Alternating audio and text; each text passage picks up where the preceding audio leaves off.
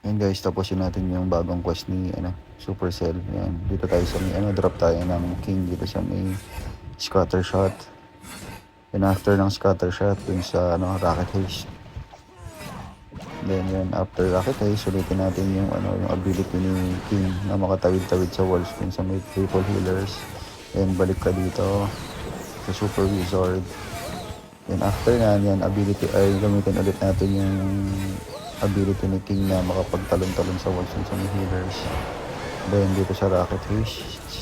And after yan sa rocket haste, bawasan mo lang yan sa rocket haste ulit. Tapos ability pag natutukan na ng IP para at least yung Valkyrie natutulungan si king bawasan yung inferno. Yan, basag na yung town hall sa gitna. Then yan, may reach pa para dun sa inferno pero mamamatay yung dyan reach. Tapos may super bolt pa dyan, super Valkyrie para mapatay yung kanon. Tapos sakto yung yung ability ng buff nung super bolt din sa may dalawang rocket ba yan.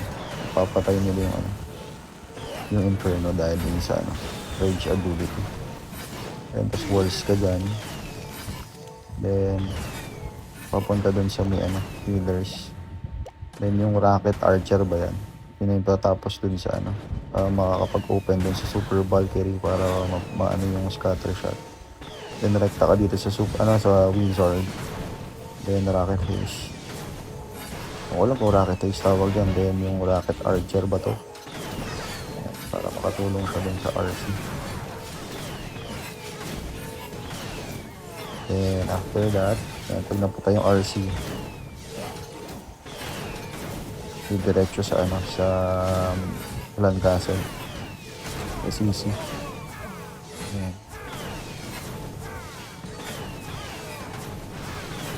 Ayan, super wizard.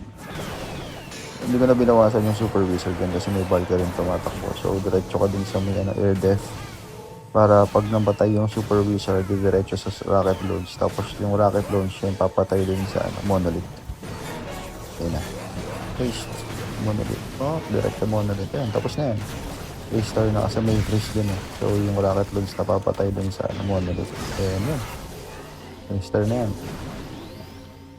Ayan. Sana makatulong yung video. Good luck!